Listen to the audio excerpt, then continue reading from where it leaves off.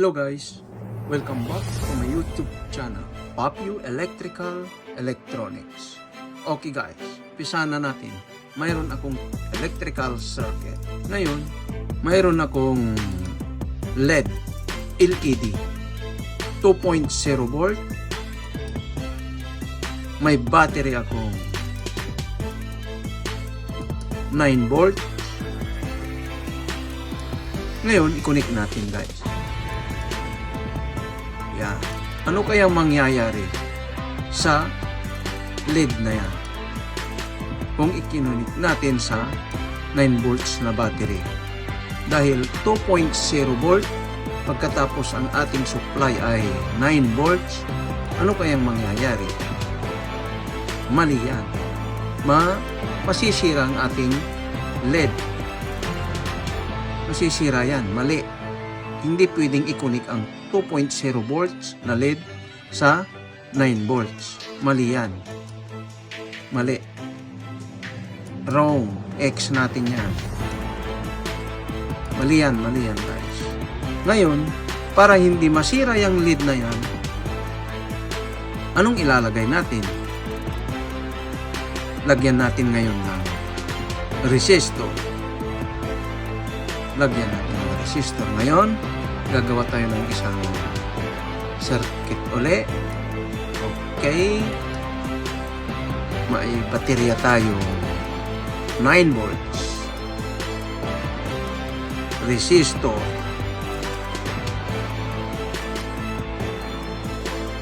Okay, resistor. Question mark.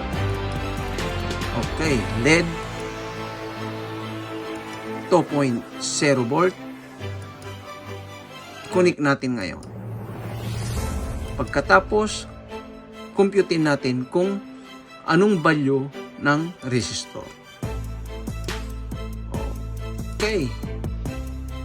With formula. R equals BSBL. I over I. Ano ang BSBL? Voltage source, BS. Ang BL naman ay equivalent to voltage load over I. I is current. Okay. Umpisa na natin. Let's start to compute. BS is 9 volts. Ito guys, 9 volts. Ngayon, I is equals to 20 milliamps. Okay. Nagtataka kayo siguro kung saan ko nakuha ang 20 milliamps. Nakuha ko yan, tingnan nyo na lang sa Google Sheet para makita nyo ang LED 2.0 volt is may na 20 milliamps. Okay. Proceed tayo guys. BL is 2.0 volt. Yan. Ang ating load ay 2.0 volt. Ngayon, ang I is 20 milliamps. Ngayon, i-divide natin sa 1,000 equals 0.02 ampere. Okay. Ngayon, may R is equals 9 minus 2. Dahil 9 minus 2. Okay. 2.0 volt. Okay, 9 minus divided by I is current. Current is 0.02 ampere. Okay. Katapos 9 minus 2 equals to 7. Okay. Over 0.02. Yan. Yan yun guys, so ang ating formula equals R equals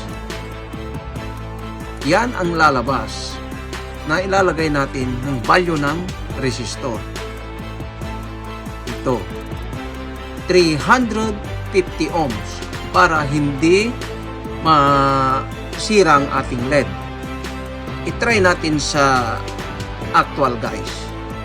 Kung pumutok, mali ang ating computation. Kung hindi pumutok ang ating LED, ay okay ang ating computation. Actual guys. May LED tayo. SIM. Resistor. 350 ohms resistor. I-connect natin ngayon ito guys. Okay na. Yan. Try natin. Try natin guys. Connect natin. Okay. Yan. Kita nyo guys. 100%. Yan ang computation ng para hindi ma-damage itong ating LED. Pag may natutunan po kayo, please huwag kalilimutan mag-subscribe, like, and share, and click the notification bell para ma-notified po kayo sa susunod kong video. Thank you and God bless us.